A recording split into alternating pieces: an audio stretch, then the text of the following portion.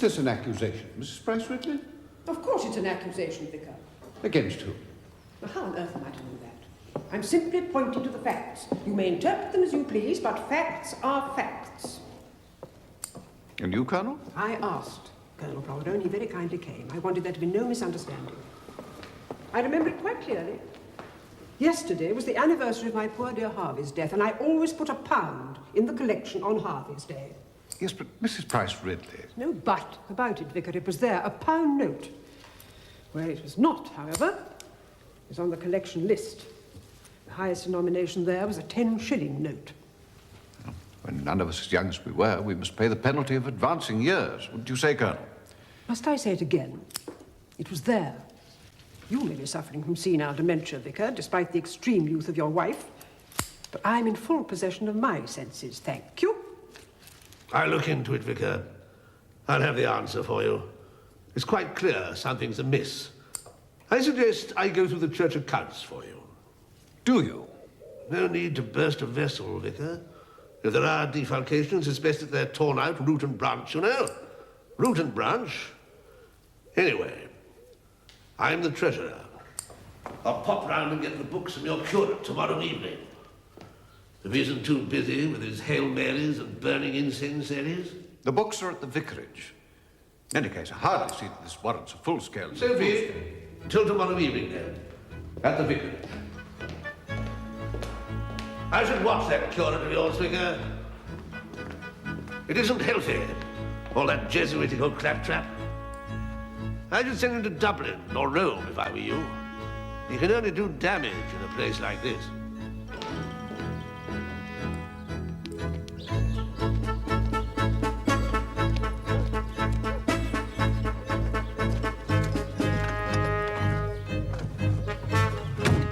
All right, darling?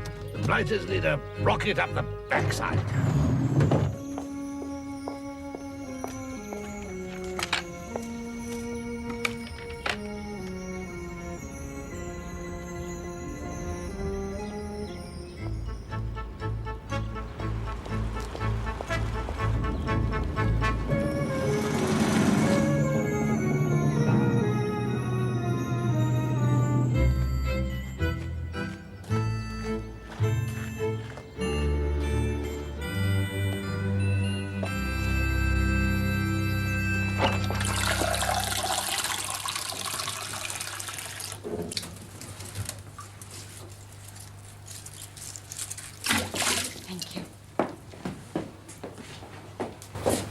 What time does the vicar want lunch?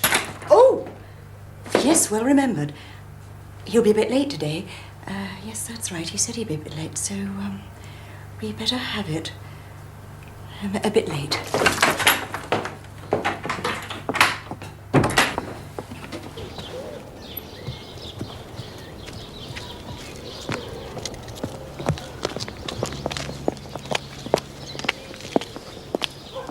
Bloody Protheroe. I mean, really. Bloody man.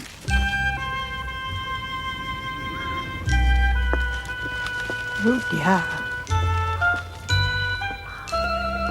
Now, don't you go starting something with Colonel bloody Protheroe. He'll do you again. And Constable Polk will have you up before that bench soon as open his eyes. He's no friend of yours. So don't you start messing with Protheroe, do you hear? I don't want you locked up again. So don't you start. Hadn't you better take that through?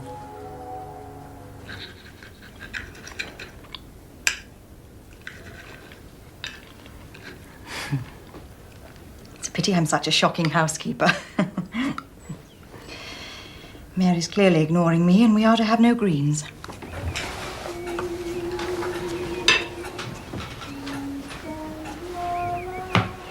Greens. Oh. Fortinbras, look at these. I think things get worse when I try.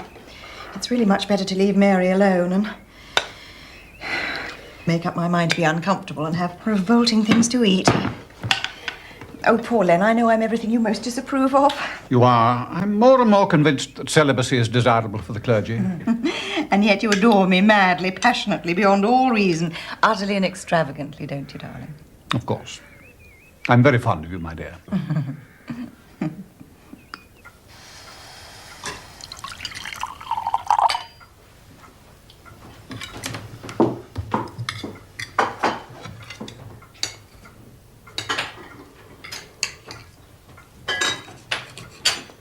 I see that little rat of a poacher has been let out of clink. Bill Archer, back in circulation. Expect trouble. I thought I might go back into the village this afternoon, if that's all right, darling. Lawrence Redding's been pestering me for more time on the portrait. I've been putting him off, but I really ought to give him a couple of sessions this week. As long as the young sewer doesn't come up here, do what you like. What's happened? Ask her.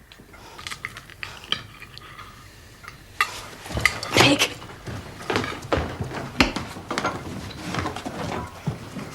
Oh, Lord. You realise that's going to cost me hours of morale building, don't you? What's been going on, Lucius? Behaving like a tart. Can you be a little more specific? That young sewer, Redding, has been painting her with practically nothing on. That's all. Oh, really? I'm not surprised. She's very beautiful. Why on earth not? For a man who's supposed to have seen the world, you really are extraordinarily childish sometimes. At least I'll nail that bloody little papist curate. See you later, Madame, dear. Oh, yes, yes. Yes, thanks.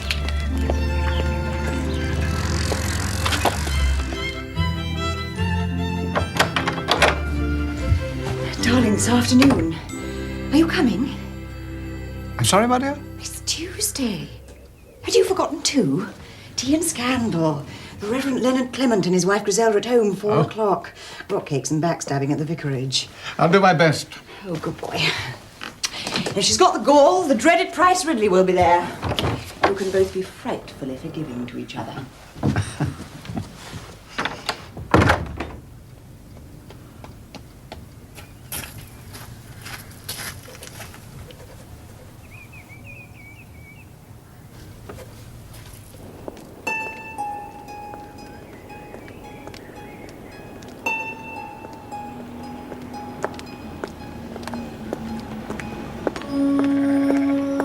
Good afternoon, Mrs. Lestrange. Good afternoon, Doctor.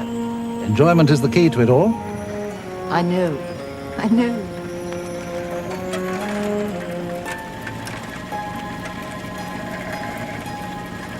Doctor, I wonder if I might impose upon you. Of course.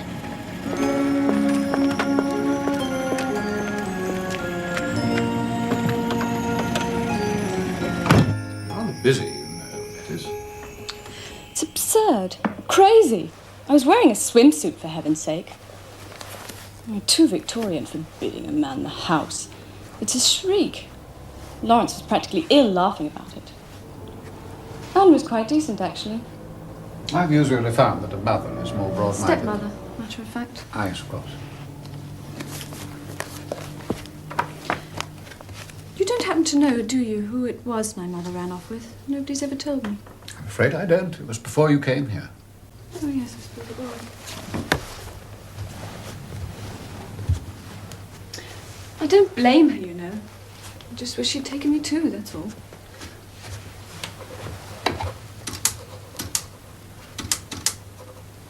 Oh, Father can be such a total pig. The world would be much better off without him.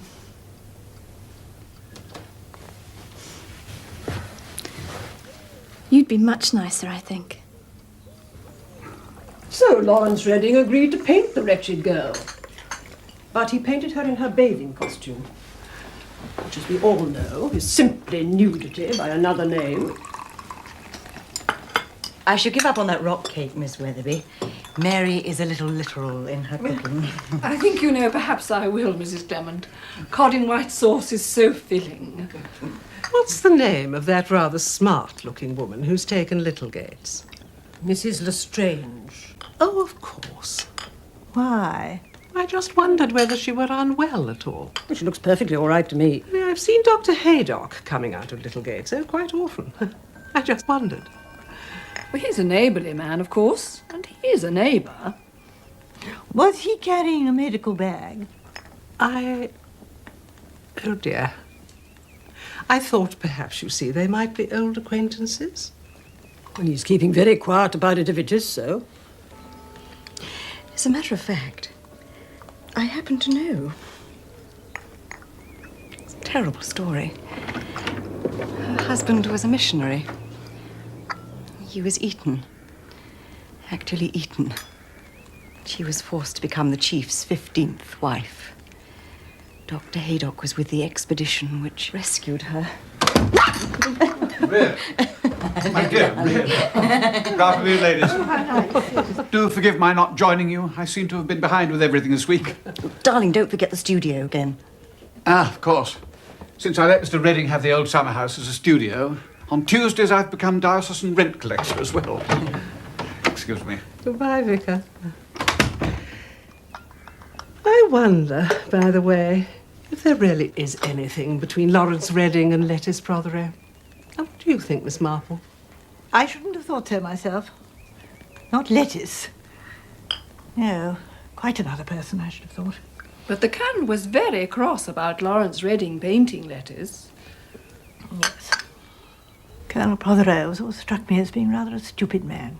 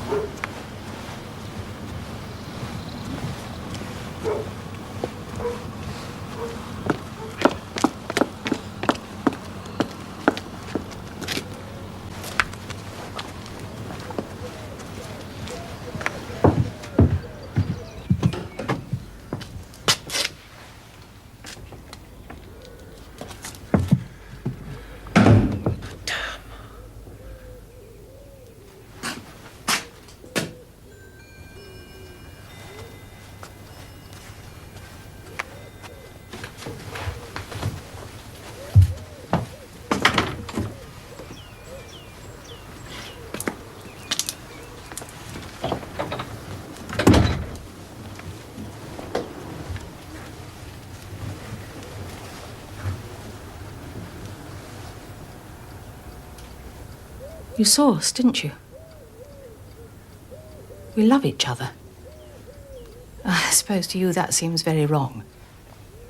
Do you expect me to say anything else, Mrs. Protheroe? No. No, I don't. I haven't... I mean, things aren't what you might think they are. I'm glad of that. I often wonder why not. I don't see how any woman could be anything but miserable with Lucius. I wish he'd drink himself to death. Oh, I know. I thought I heard... Lawrence might have... No. No one. My dear Mrs. Protheroe. Oh, no, Mr. Clement. You're very kind. And I know the sort of thing you feel you ought to say. The sort of thing you might like to say. But it's no good. I'm beyond all that. I really am. Thank you. I'm sorry.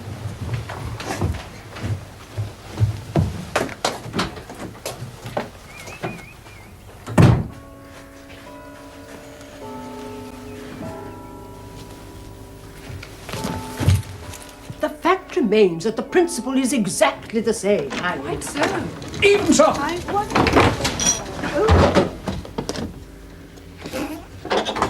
Good night, Major. Good night, thank you. Mrs. Sherbia.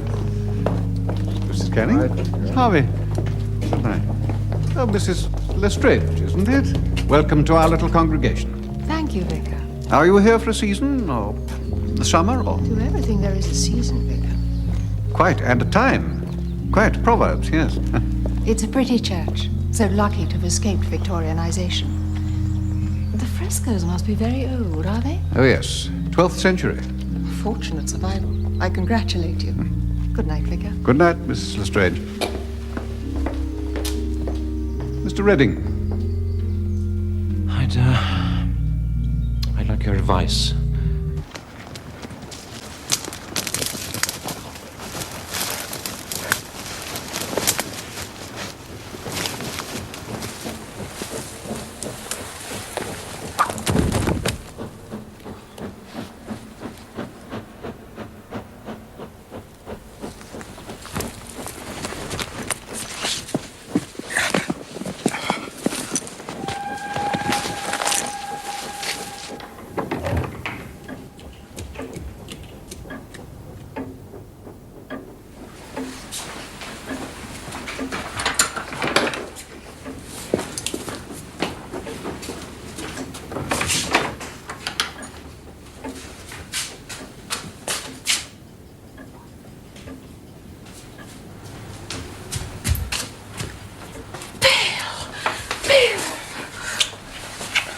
Some silly devil's buried some sort of cord beneath the leaves up there. Where have you been? Near broke my neck. Where have you been? The pub's been closed an hour or more. You're so through. That bloody swine, Protheroe. I'll have to disappear for a few days. You've not been up to Protheroe's woods, have you? What's happened?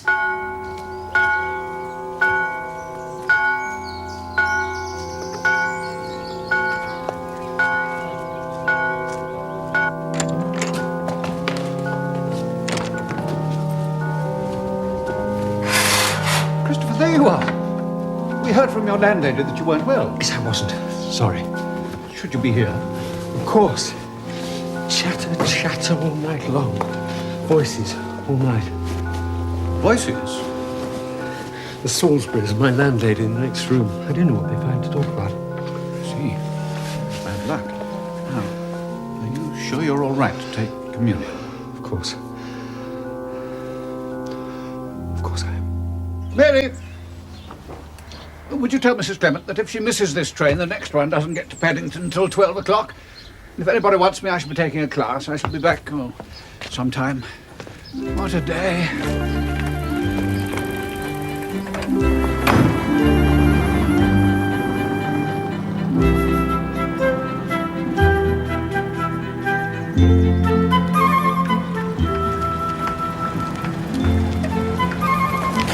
Vicar!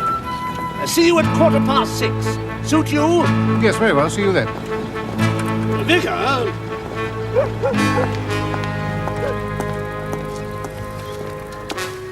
Found that little rat, Archer, trespassing on my land again last night. But he's only just come out of prison, are you sure? Of course I'm sure. I got the sewer once, now it seems I'll get him again. You know, he does give his widowed sister a lot of support. Oh, do turn off the taps, Vicar. You should get him to behave himself if that's the case. Two things I don't like messed up, Vicar. Church ritual and my pheasants. 6:15 then.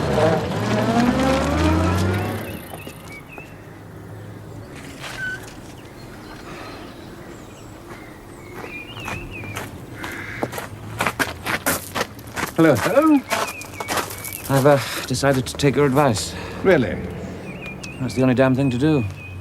As you say, it's bound to get... I mean, there's bound to be talk sooner or later, and if it gets back to Protheroe, Anne's position would be... Yeah. So, I'm going to cut and run. My dear boy, I know what a difficult decision this must have been for you. Come in and tell me what you intend to do.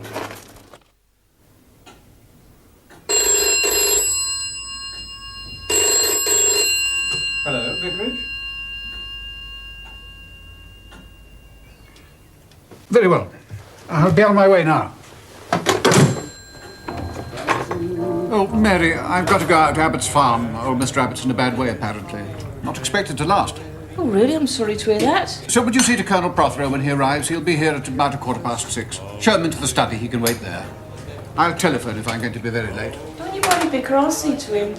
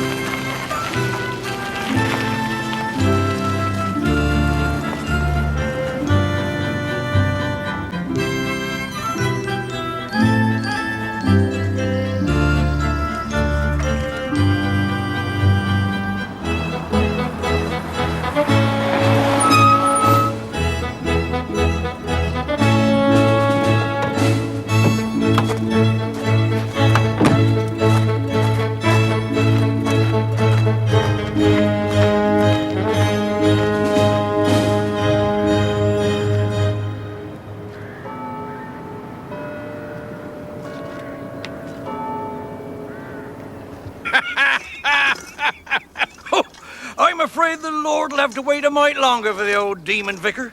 Someone's been having you on. Father, Vicar says you'll be on your deathbed. Says what? Says you be on your deathbed. I'm not. I'm on the asparagus bed. You've been a bit previous, Vicar. Come back next week, eh, Vicar? I might have throttled the old nuisance boy then. Hey, my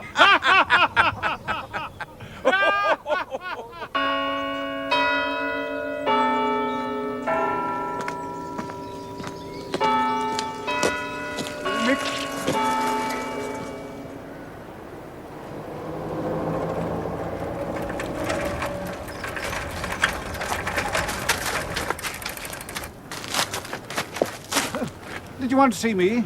Colonel Protheroe wants to see me about some accounts, but I shouldn't be long. Protheroe? Oh, you'll see Protheroe, all right. Oh, my God, you will. You all right? I must think. I've got to think.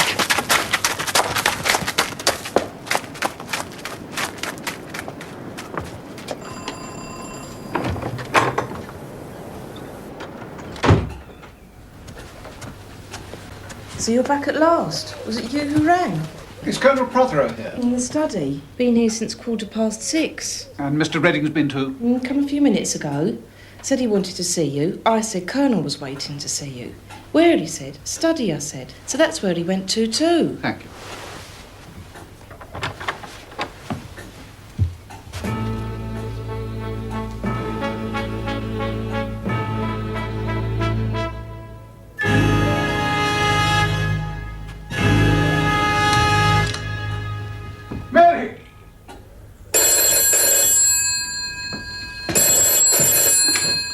Dr. Haydock?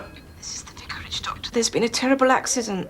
And Vicar says to come straight over. Certainly.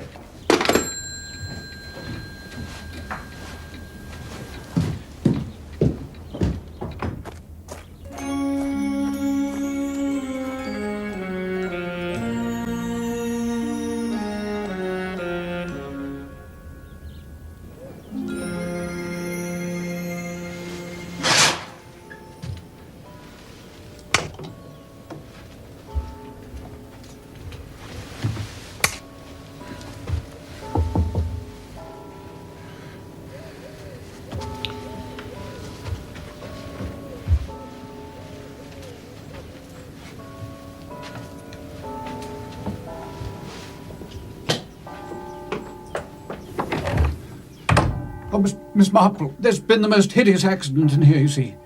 I'm afraid I can't... My dear Vicar, you look quite frightened.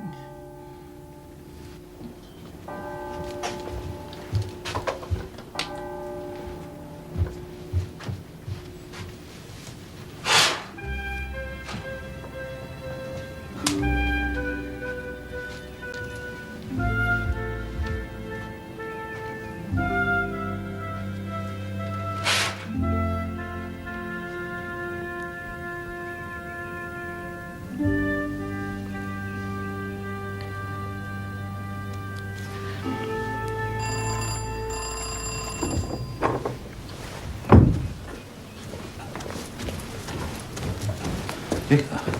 Oh, Miss Marple.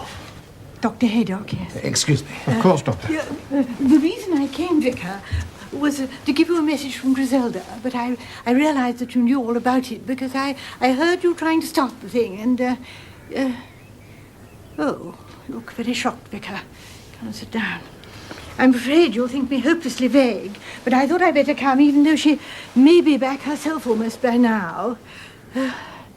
Yes, well, I'm so sorry. Yes. This is a vile business. I didn't realise that things had gone so far. No. What message, Miss Marple? Oh, about your car. I heard you trying to start it, yes. Wretched thing. Just back from Inch's garage, too. Really? Oh, how odd. I've always found Inch most reliable. Give me the police.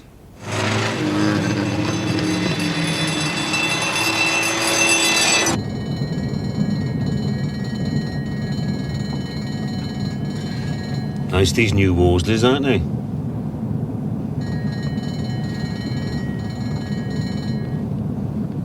Well, he's been dead nearly an hour. not later than 6:30. I place it at 6:25, allowing 10 minutes either way. Oh, yes, well... Detective Inspector Slack. Where is it then?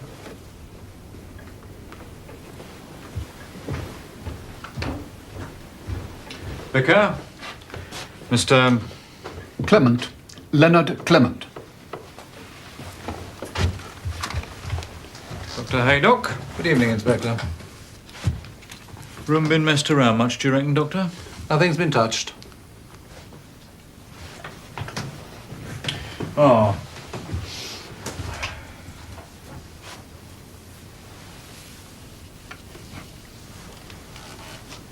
Good.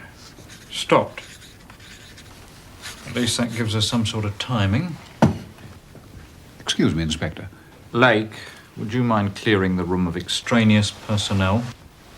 But, Inspector... Now, Lake. Very well.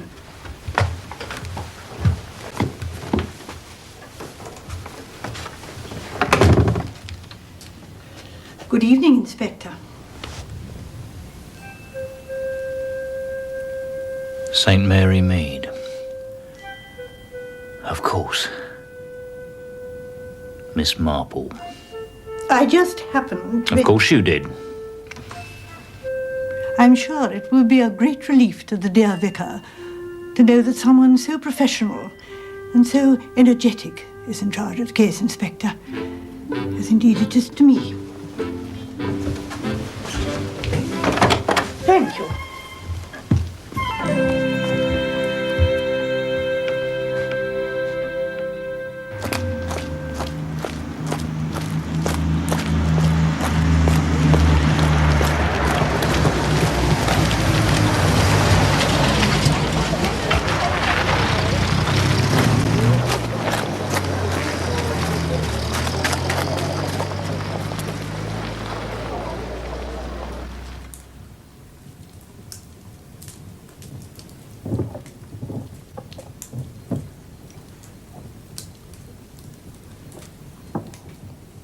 Fletcher, Pringle, see what the boys from Forensic are up to. Get those reports down to the lad.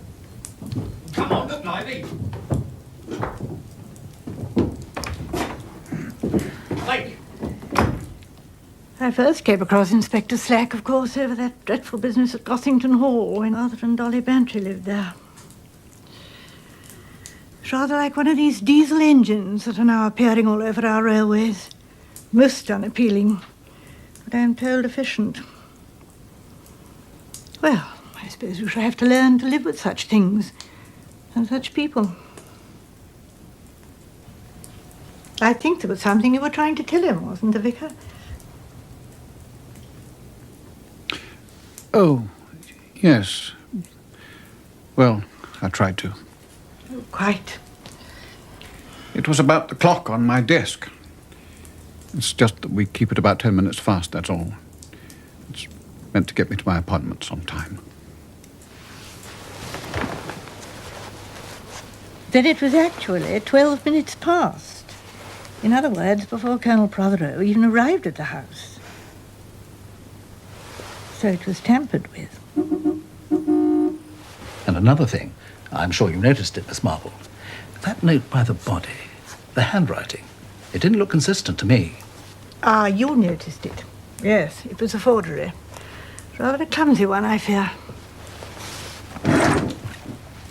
There's still a lot of people out there. More than there will be to mourn him, I dare say.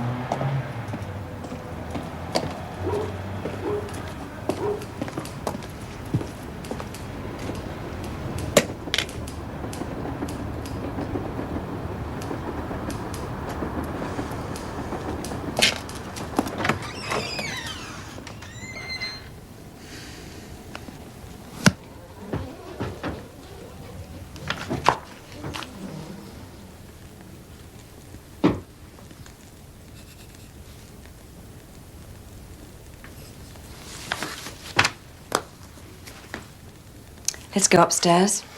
It's been such a horrible day. You're very quiet. What are you thinking about?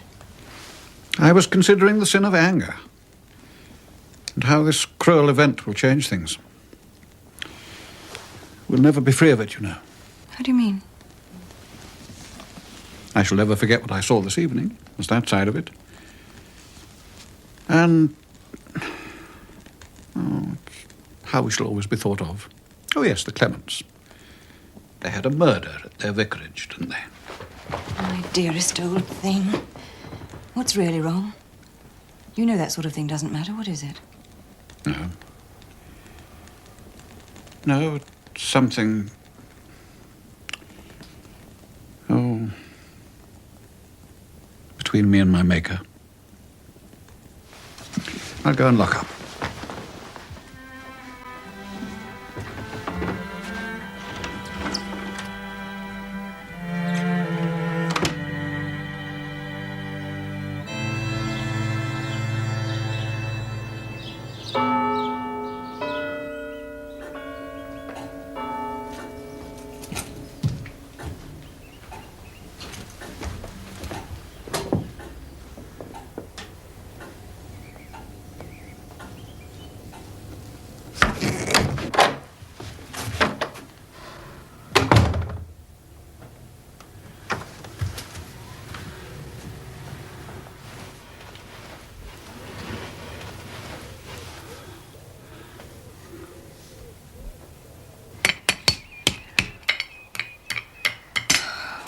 I've told you before, if we managed to find a girl who was good, she would leave us as soon as she could find somewhere better. Mary knows nobody else will touch her. I don't see the point of having anyone at all. Stupid girl. Look at that. I've just been talking to the baker's boy. They arrested Mr. Redding. What? Arrested Lawrence? There must be some stupid mistake. No mistake about it. He went there himself and gave himself up.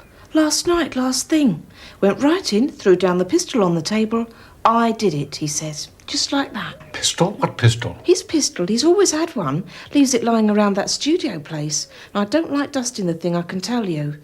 German it is. It's true, he is always leaving it lying around. His brother brought it back from Normandy. I still don't believe it. Tea. It's quite mad. What possible motive could Lawrence have for killing Colonel Protheroe? Then? They'd quarrelled. Oh, come on, so had you. Then? Then, what do you know?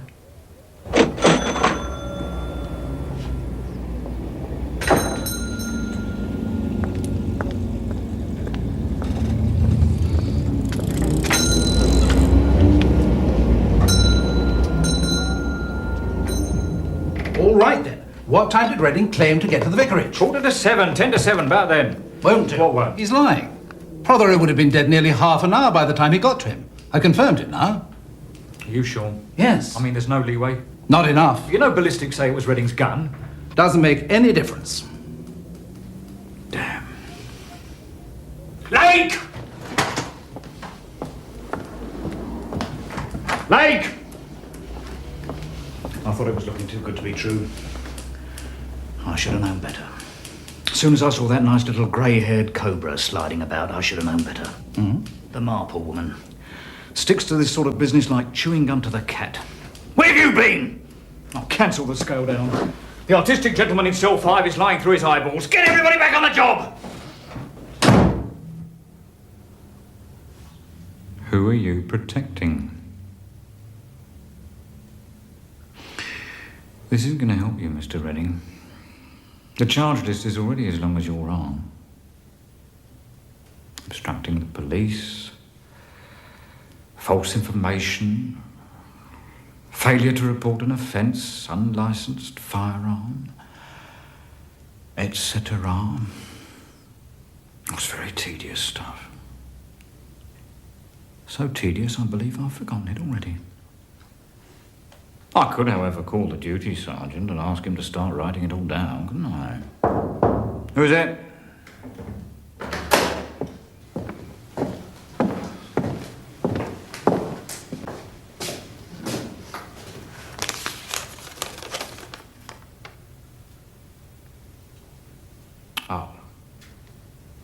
Gotcha. Quite the local sport, this confession-lark, isn't it?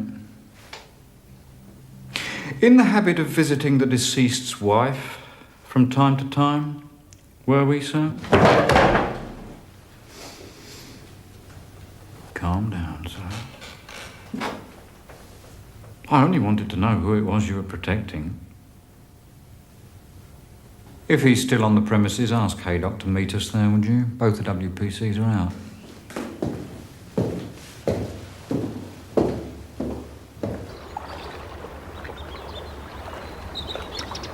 Thank you so much, Senora, for your very kind contribution. Very ecumenical of you. Oh, thank you.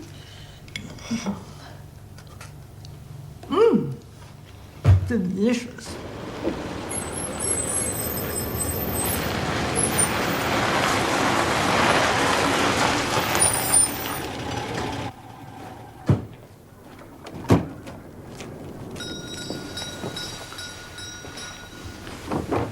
They'll be here in a minute.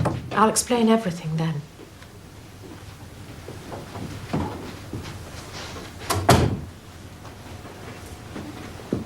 Thank you for coming.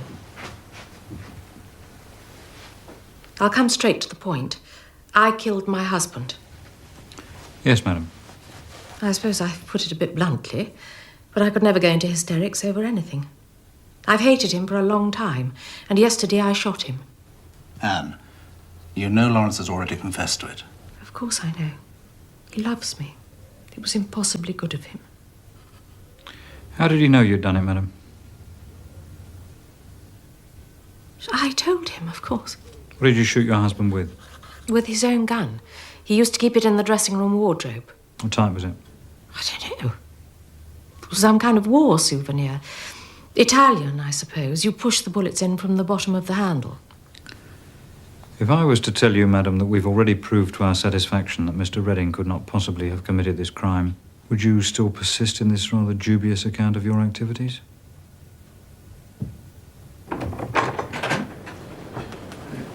Oh, while I remember it, late. Oh, Sergeant, Inspector, what a nice surprise. Madam. I wonder if I might impose upon you for a small contribution to our church restoration fund. A halfpenny or two would do. Such a vigorous appeal in the early days. But to tell you the truth, I don't think Mr. Hawes, the new curate, has helped. A little too spiritual, if you know what I mean, for a curate. Yes. Oh, thank you. Perhaps that's it. Yes. Thank you. Very generous. Now then, have you persuaded Mrs. Protheroe and Mr. Redding that they couldn't possibly have murdered the Colonel? I think it's about time they started to tell everyone the truth, don't you? Well, I presume that's why you're here. Miss Marple. Did you know that Mrs. Lestrange visited the Colonel on the afternoon before the murder? Dr. Haydock drove her up. Now, I find that very interesting, don't you? I think it would be a good idea, Miss Marple, if I dropped round later and had the whole story from you. Oh, sure you're far too busy to listen to my little ideas, Inspector. No one can accuse me of not being thorough. Indeed. I suppose it's having an ear for gossip and a talent for a bit of blind guesswork, really. What is, Inspector? Stops your little ideas being a waste of time. Well, I don't think I've ever been complimented quite like that in my life before, Inspector. Don't mention it. Now, would you like a flag? Thank you.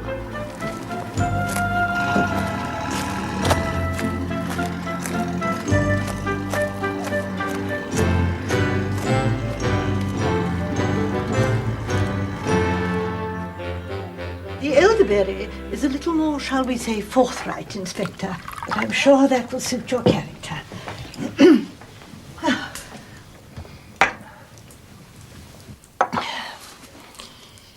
Oh, now let me see. Where was I? In the garden, madam, attending to your Botanica grandiflora. Oh, yes, yes. You understand that I can see the comings and goings at the vicarage front door from my little vantage point, but I only see, as it were, the official visits. Understood, Miss Marple.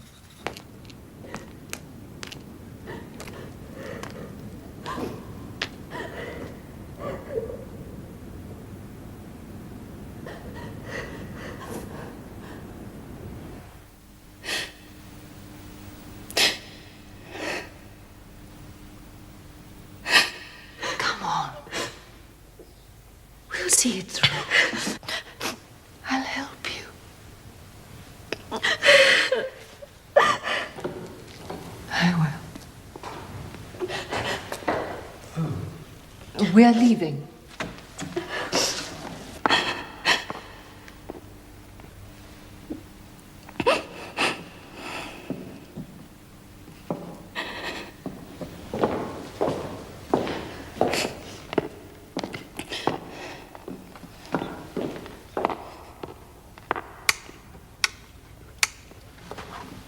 Mrs. Protheroe was first to arrive at 6:15, but that is approximate, you understand. She was coming down Back Lane from the square. Good evening, Miss Marple. Oh, good evening, Mrs. Protheroe. On her way to meet the Colonel at the Vicarage, I understand. Well, perhaps it was that, anyway. You know what dresses are these days. Nothing could have been hidden under it, you know. Certainly not a gun. She went round the side of the vicarage towards the study, presumably to see if the Colonel was there yet. And I suppose he wasn't, because she came back almost immediately and went into the old summer house Mr. Redding uses as a studio. Excuse me, madam. We've been taking some statements. Yes, Sergeant.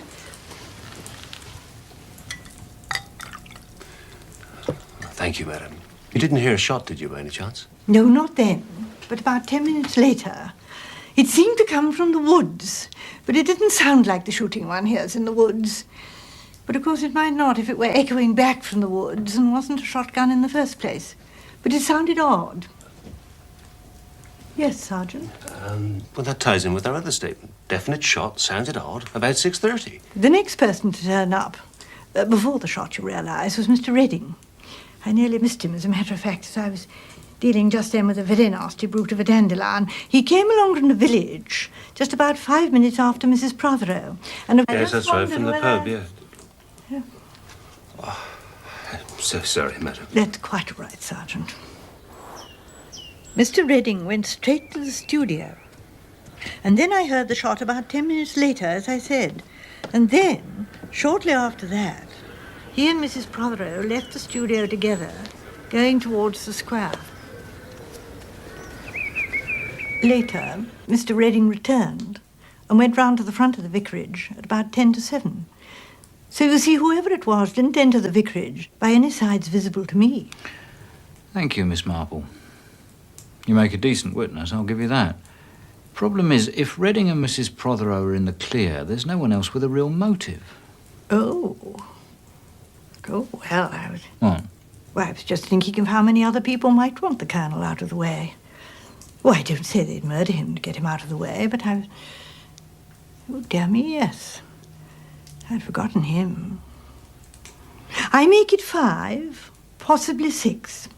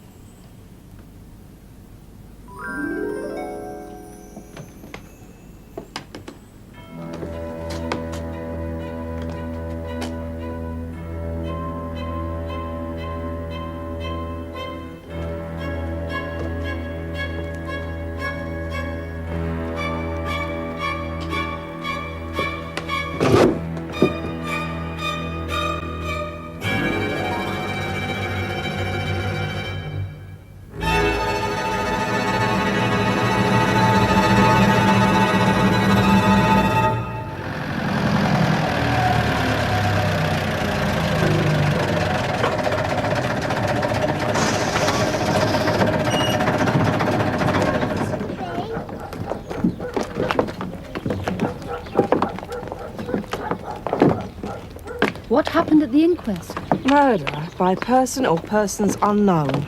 Well, we all knew that, didn't we?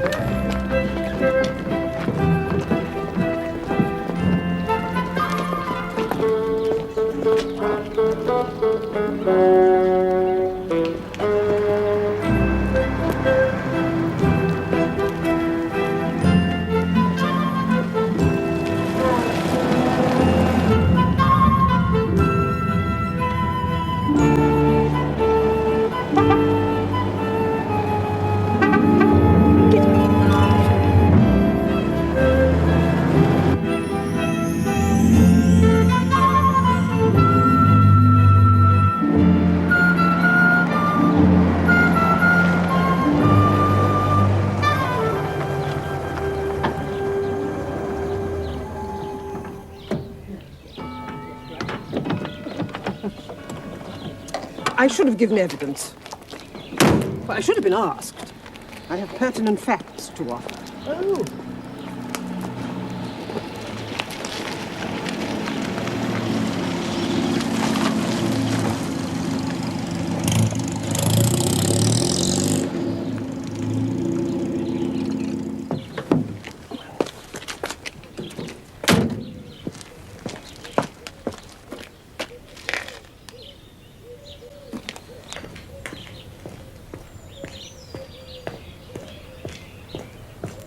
Ladies? He's going to see the Lestrange woman. Perhaps she's unwell again.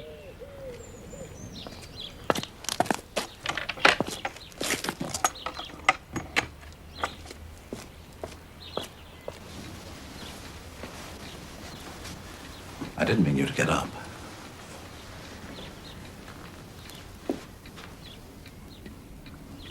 Today, I felt frightened for the first time. I wish now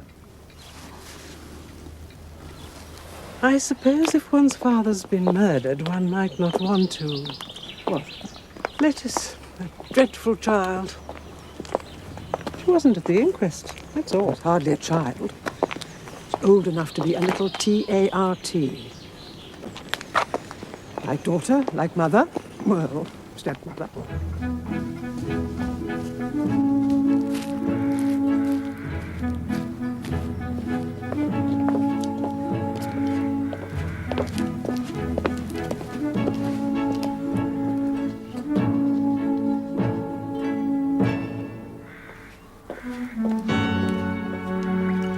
Tea, Vicar. Thank you.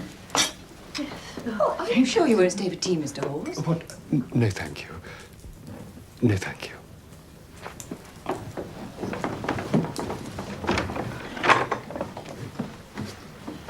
Yes. Oh, dear.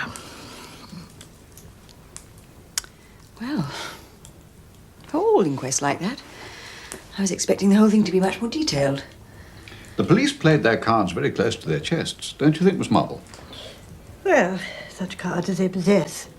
Inspector Slack isn't very good at listening. No doubt he'll learn. In a village, one can learn a great deal by listening.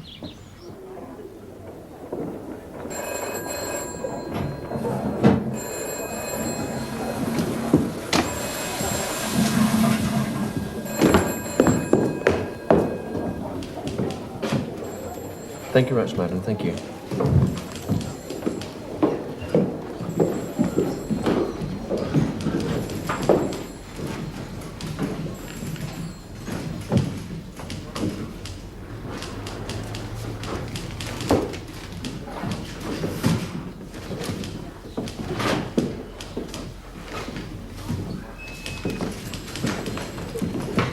Just a minute. Wait for it.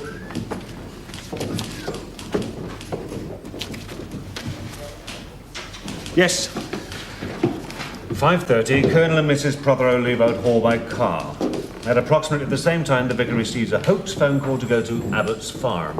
And his car had been tampered with, right. So he's out the vicarage by 20 to 6, say. Yes. Between 10 past and 6:15, Colonel Protheroe arrives at the vicarage. He's shown through to the study. And about 5 minutes later, his wife turns up, comes via the garden going towards the study. On Miss Marple's authority without a gun? Yes. But almost immediately comes back and goes across to the studio. A couple of minutes later, her lover Redding turns up. They both remain in the studio. And the shot comes 10 minutes later. Good. And Miss Marple saw all this? In her garden the whole time? The police didn't even mention the clock. Well, it would only have confused things. It had obviously been tampered with, so as evidence it was quite useless.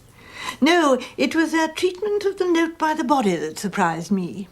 The handwriting expert seemed to know his onions. Oh, yes. It was obviously a forgery, but we didn't need an expert to tell us that. No, the thing was all wrong anyhow. How do you mean? Well, do you remember what it said? Dear Clement, I'm afraid I can't wait any longer. Well, that's nonsense. She'd only been there a few minutes. No, it was a forgery. Rather a clumsy one. I'm afraid we're not dealing with anyone with any degree of subtlety. Right. If we've proved that the Protheroe widow and her fancy boy Redding couldn't have done it, who does that leave? Protheroe's daughter, Lettice, out playing tennis. Claims she can't remember when she left. Other witnesses prove that she had time to get there and do it. Loathed his guts. Stands to inherit. Then that woman Lestrange visited Protheroe the day before. Servants overheard some kind of shouting match. Obviously, there's a connection. And she had opportunity. Haydock. He had opportunity, of course. I can't see the motive. So... If we are assuming that the Colonel was shot while I was in my garden, well, then the murderer must have come through the kitchen door, or... well... What, Miss Marple? Have already been in the house.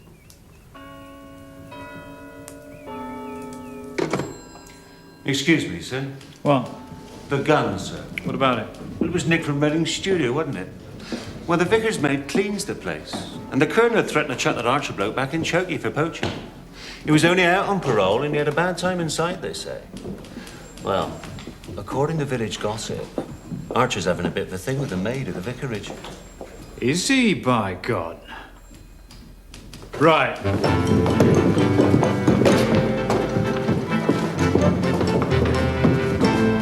Now, Vicar left at when? 5:35? Good. About then. What do you mean about? It's very important to be precise. Well, I didn't know anyone was coming to shoot the old swine, did I? Didn't you? And what does that mean? We'll come to that in a minute. No, we won't. We'll come to it now. What do you mean? Yes, Inspector. Do you have this specific charge? I manage, thank you, Vicar. And what do you mean? You know what I mean. There is a certain man with whom you are conducting a certain relationship. If you're talking about Bill Archer, you say so. Yes, I know him, and better than most. Better than most. Have you got a note of that, Lake? You realise that Mrs. Price Ridley saw Archer arrive at the vicarage the night before the murder? At past midnight? The old crow. Saw him led into the kitchen. Didn't see him leave. He hurt himself, didn't he? He needed help. Ah. He had a bad fall. Tripped over some sort of cord. In the woods there. Buried it was in the leaves. What woods? Why, the vicarage here. So he saw a light, so... What was he doing in the woods? Rabbiting. What do you think? He wasn't shooting magistrates anyway. I gave him a cup of tea, Vicar. We'd better check it, I suppose. Detail Fletcher and Pringle. Inspector, I believe I have information vital to your investigation. Lake. Fletcher, Pringle.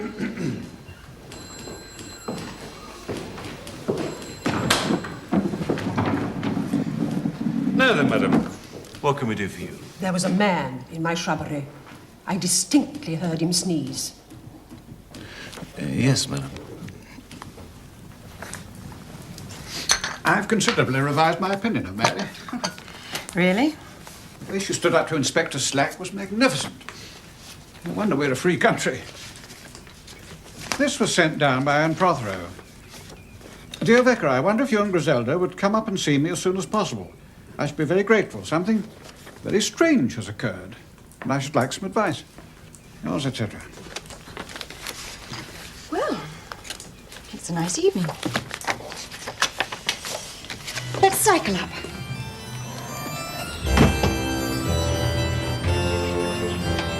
Good evening, Vicar. There she goes. Tail up. Nose down.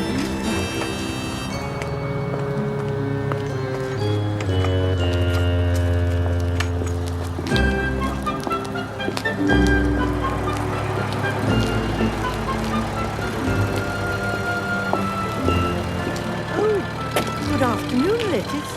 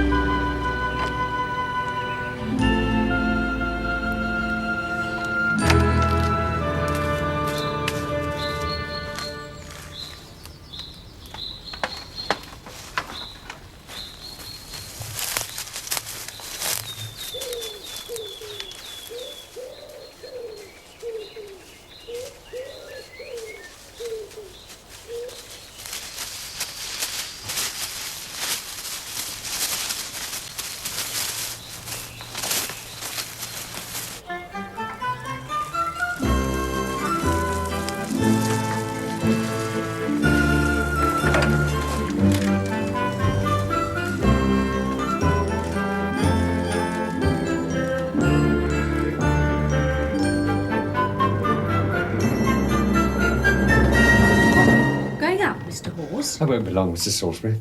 So you'll want your tea then? Please, please, I'm just popping round to Dr. Haydock's.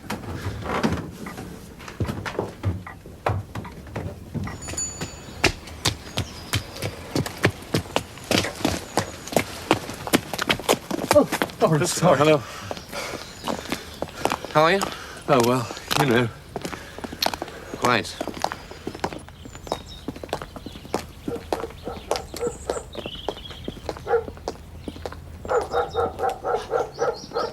Oh, there's nothing wrong there. Yes, but daughter... There's nothing to worry about, Mr. Halls.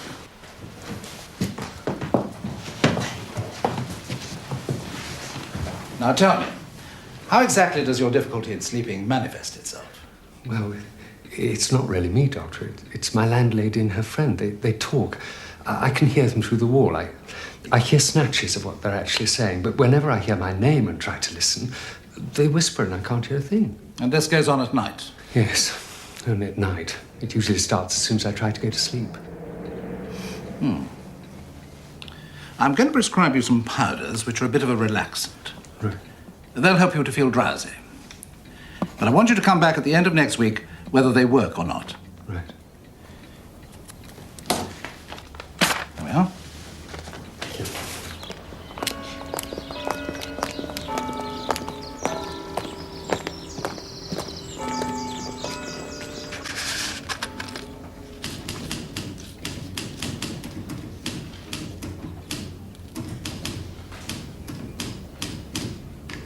So something was nailed up between those trees.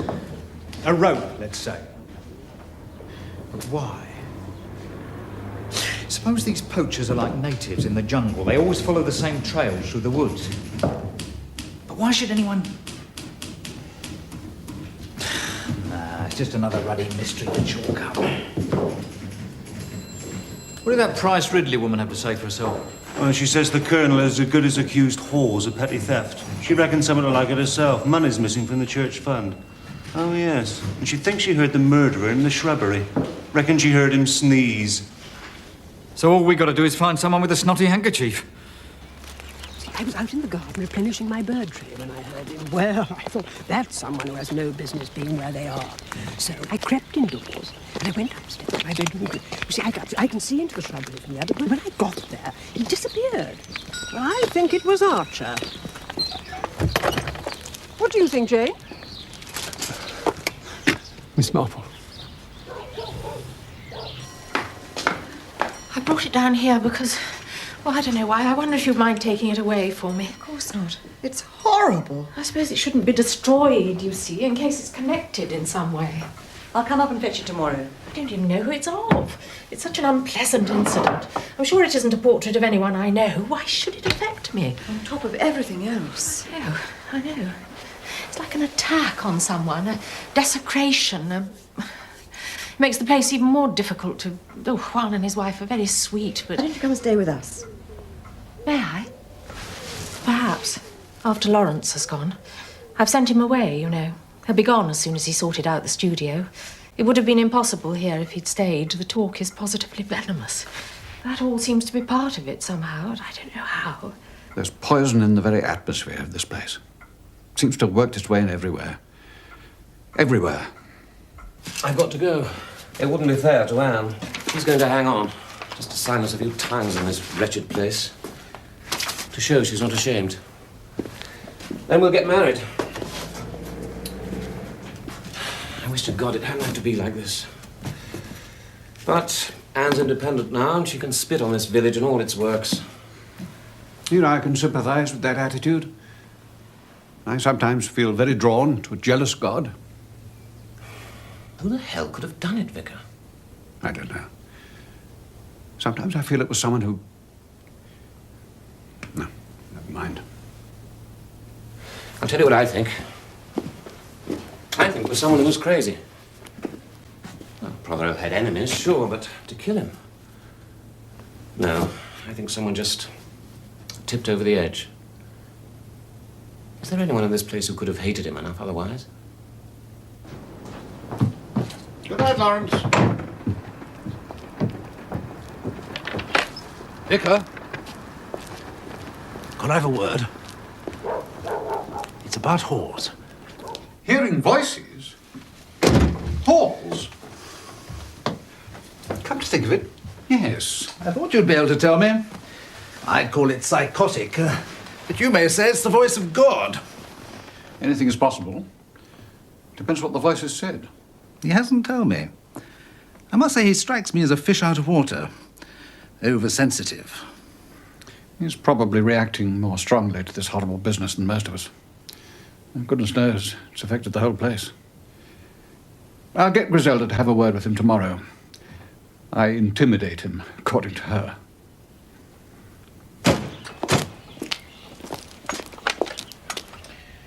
Now, the day before the murder, you got Dr. Haydock to drive you to the old hall? Yes, I did. To speak to Colonel Protheroe. Can you indicate to me the nature of that interview? No. I'm afraid I must insist, Mrs. Lestrange. No, Inspector. I will assure you that nothing which was said at the interview could possibly have any bearing... We have statements to the effect that this interview got very acrimonious.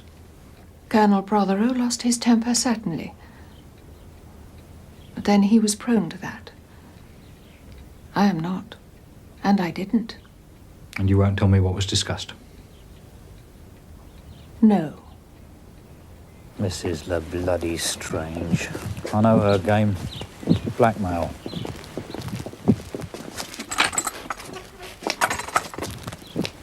She was blackmailing Protheroe. He refused to pay, threatened to expose her. Inspector? Have you been questioning Mrs. Lestrange? Trying to. Could I have a word in confidence?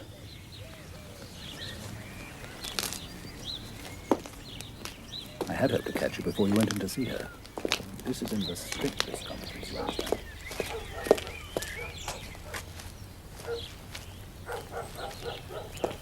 We have to ask ourselves the question, did Pugin and Morris work and die in vain? Are we to banish beauty like the iconoclasts of the Commonwealth? Among the most evil men who ever lived, I may add. The enemies of beauty are the enemies of God, you know. I agree.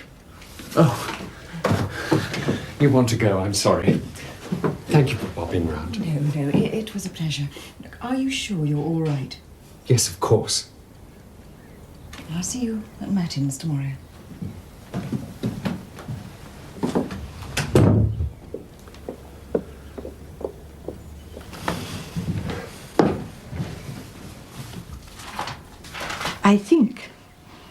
I believe, that you are a sophisticated woman. And by that, of course, I don't mean merely in terms of appearance. So that I'm sure you'll understand when I say that my advice would be that there is no point in misleading people any longer. I understand, of course, it was necessary when you first came for everyone's sake, most especially the child's. But now everything's changed, hasn't it? Especially as you seem to have told her anyway. So I think you should let it out in the open now, before it causes some dreadful problems. What are you saying, Miss Marple? Lettice is your daughter, isn't she?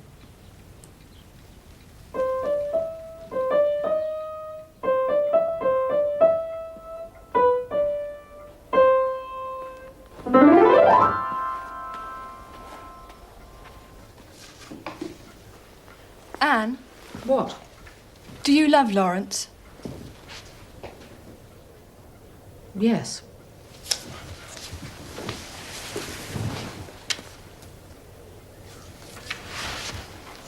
I'm sorry. It's all right.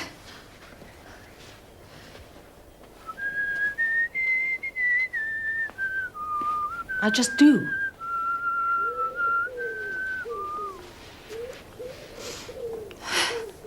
I don't mind.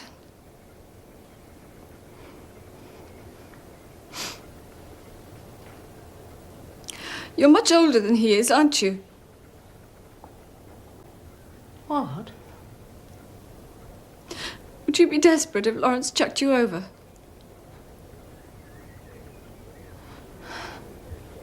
You did it, didn't you, Anne? You killed Daddy. You kill him so that you and Lawrence.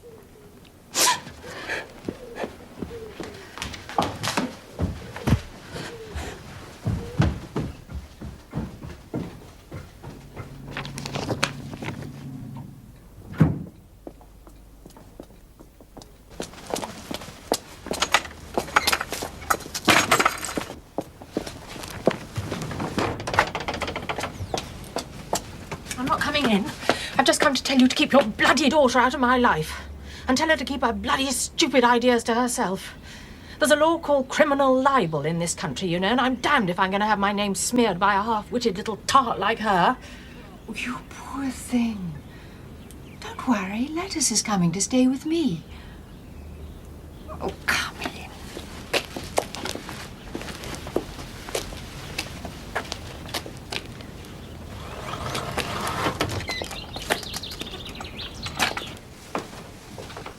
We've both suffered too much at the hands of that man not to be friends. Do sit down. He's out of the way now. I can see my daughter, and you can recover yourself. Why are you being... I don't understand. Because I'm dying. This will be my last summer. Here's my doctor. You can ask him. It's true. I'd give anything for it not to be. The portrait. It was of you, wasn't it? Yes. You must forgive Lettice for that. I don't think she meant you to find it. She was frightened that a connection might be made between me and Lucius, and that the police might become bothersome. Maybe she thought I actually killed him. Wouldn't it be simple if I had?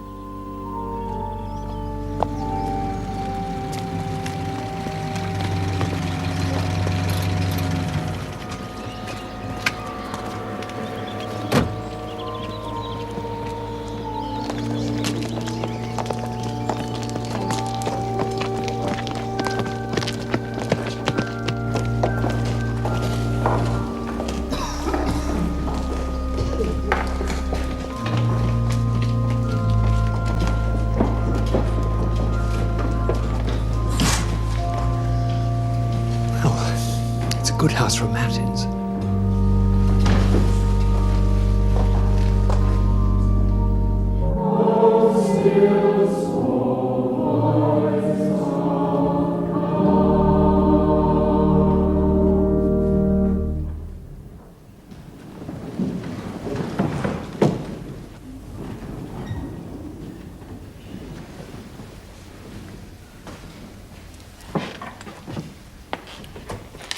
My text today is taken from Psalm 15. Lord, who shall rest on thy holy hill? Even he that hath used no deceit in his tongue, and hath not slandered his neighbour. My friends, we are all, in the meaning of that text, neighbours. Amongst us are some who are pure in heart, who will hear with sorrow what I have to say, urging themselves in imitation of God's great Son to forgiveness of those whom I address, amongst whom I include myself. An act of horrible violence and cruelty has taken place amongst us, my neighbours. And whatever we shall discover the reason finally to be, I believe that this was no mere accidental occurrence. The ground was prepared. The time was ripe for such a deed. We are, almost all of us, involved. And those who are involved are guilty. And I beg you, do not look at it with mundane eyes, with the eyes of pity, justification, of everyday excuses. Look at it with the eyes of eternity. For one day we shall all be judged, and we shall not be treated like recalcitrant children. We shall be viewed with the eyes of that eternal judge who weighs our actions absolutely. A fog of anger, and I need remind no one here that anger is one of the deadly sins. A fog of anger surrounded the murdered man, a fog which the bright light of forgiveness may have dispersed. How many of us can say that we found in our hearts even a penny candle of forgiveness to light our way through that gloom? Few, I suspect, and I know I did not. There is one among us who has a dark journey to make, one who has broken the mightiest of all commandments. Let us all pray that this person has already started on his seemingly impossible journey towards the light of our Maker's presence, which alone can forgive the unforgivable. And what of the rest of us? From the depths of my contrition, I beg you, join me, journey with me, offer your supplication with mine. Call upon our Maker to intercede for our souls, that our sins may not have stained them forever. And in the light of that hoped for forgiveness, let us forgive as he shall forgive us, and renounce that which shall surely damn us if we continue. In the name of the Father, the Son, and the Holy Ghost. Amen.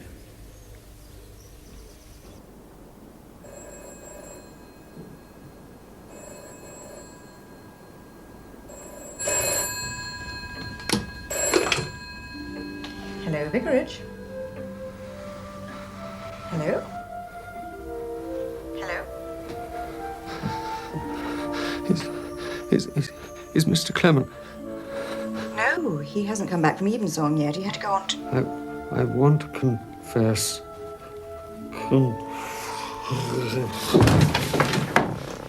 Hello?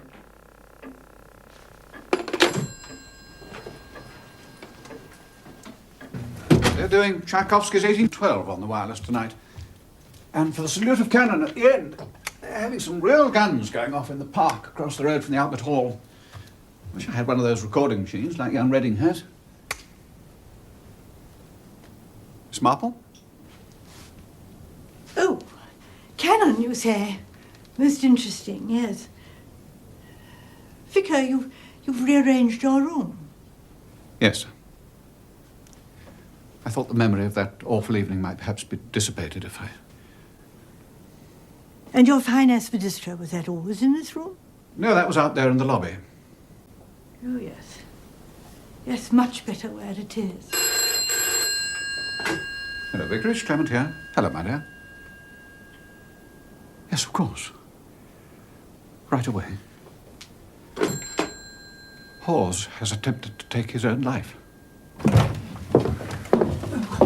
Thank you, Mrs. Salisbury. The doctor is on his way. He's very weak. I'm most surprised.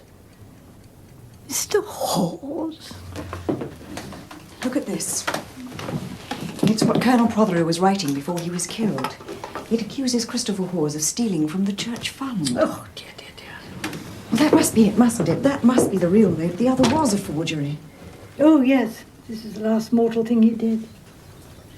Hawes was trying to telephone to confess. Christopher Hawes, a murderer. It's frightening. Well, it depends, doesn't it, on what he wanted to confess to. And if he really did want to confess, why did he try to kill himself before doing so? If he did. Try to kill himself. Oh, I'm sorry, my dear. I'm just trying to get used to how stupid I've been. They're upstairs. Oh. It looks, Doctor, as if he had taken an overdose of those powders which I see you've given him, but I beg you to keep an open mind on that. I believe, you see, that it was meant to look like that. What do you reckon? God knows. It's possible. Anything's possible in this damn business. Yeah, curate could have done it. Doctor could have done it. Church cat could have done it, as far as I'm concerned. There's only one thing about this business that's certain. Wherever you turn, there's one person who'll always be there. Good evening, Inspector.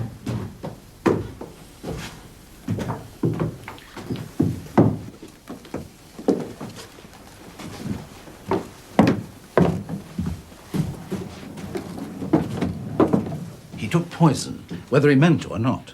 The tranquilizers I prescribed couldn't have this effect. They were muscle relaxants, basically. And their color looks slightly wrong. I'll get them analyzed. Anyway, it's touch and go. Excuse me.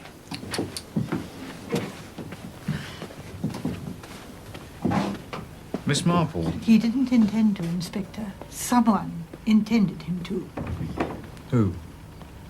Well, Mrs. Salisbury had a glimpse of the person who visited Mr. Hawes after dark this evening. Rather surreptitiously, she thought. She is, thank heaven, an inquisitive body. Who was it, Miss Marple? The murderer, of course. Now, may I propose a little stratagem?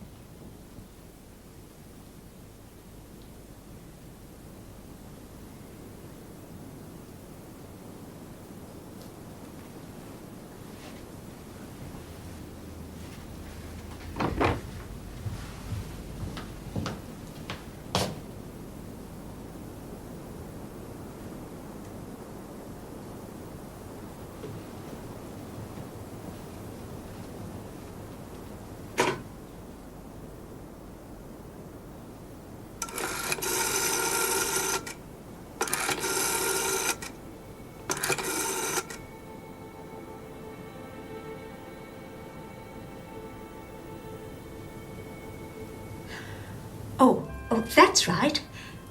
That's who I wanted to speak to. There's been a most awful accident, you know. Poor Mr. Hawes took his life, they say. Is he dead? Or good as? Won't ever come out of it. They reckon he'll be dead before the night's out. Oh, they've all gone now, thank goodness. Police were here. Everything. I didn't tell them that I saw you come round earlier. I thought you wouldn't want to be mixed up in it. But as you were a friend of poor Mr. Hawes, I thought you'd like to know.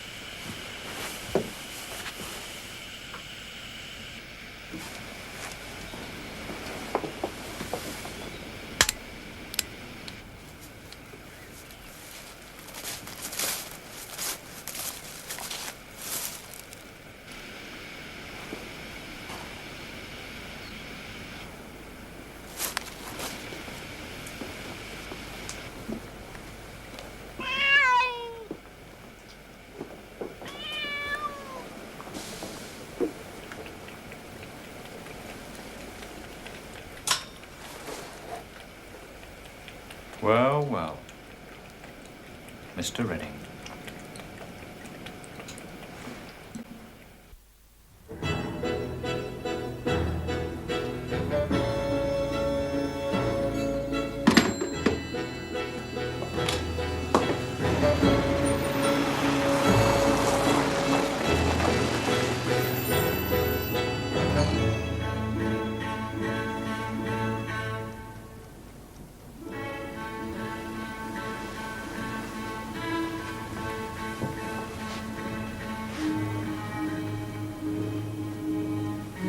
There's a note.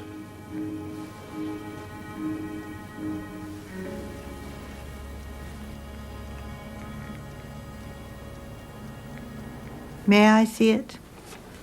Oh, thank you, Inspector. Yes, oh dear. But why did poor Anne Protheroe take her own life? Do you think she suspected that Redding had shot Protheroe and couldn't live with it? Oh, no. Oh, no. What she couldn't live with was the fact that she was the murderer. She killed her husband, you know. Anne? Oh, yes. Just as she told us she did. When, of course, we weren't meant to believe it. Oh, damn me. Is that the time? I think I... Miss Marple, you mustn't go. You must tell us what happened. Where is that wretched girl with the tea?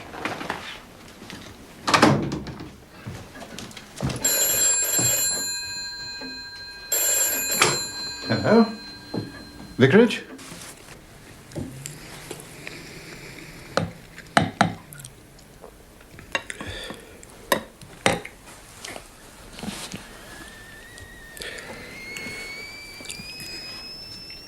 You'd better get on with their tea, girl. No hurry.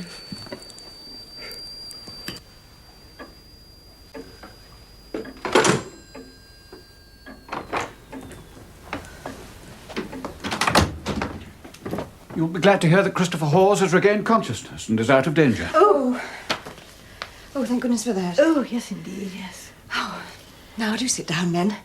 We're not going to let Miss Marple go to bed until she's explained everything. Oh, well, you see, I made the most dreadful mistake of underestimating young Mr. Redding. I thought we were dealing with someone whose crudity would eventually expose them. What I hadn't bargained for was being made to think it was someone not very bright when, in fact, he was extremely subtle.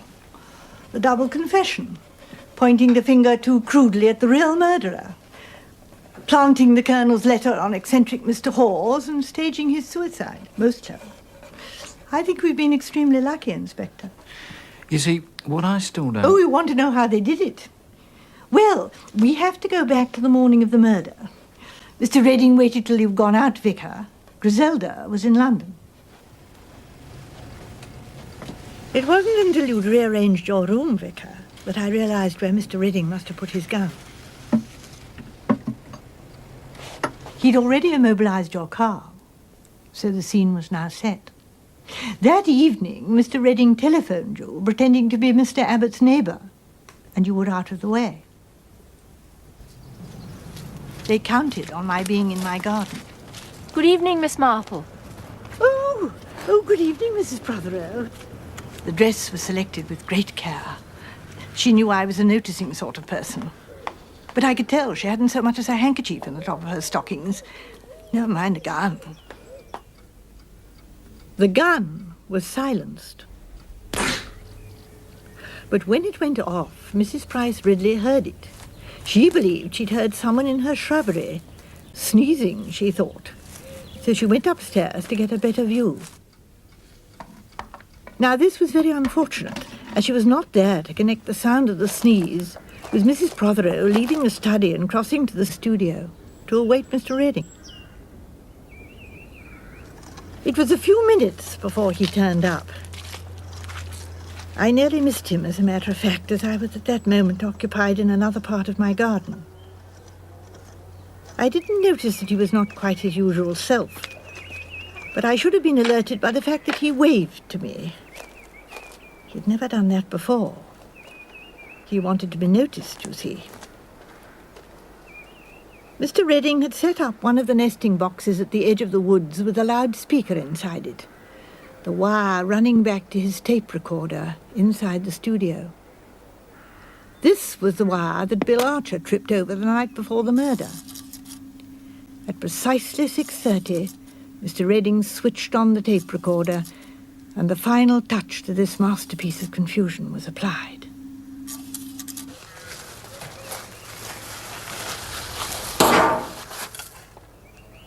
The shot sounded odd, so it took my attention. Mr. Redding was relying on the fact that a gunshot inside a room, which then echoed outside, would sound odd. I don't think Anne Protheroe ever recovered from what she'd done. In Mr. Redding's company, she might have forgotten occasionally, but I think she realized she'd destroyed her life. Oh, she had wealth and freedom, of course. She tried to save Lawrence Redding to the last. Well, I must say I'm glad she didn't succeed. That would never do. Tea. Oh, and some of your rock cakes. How thoughtful of you.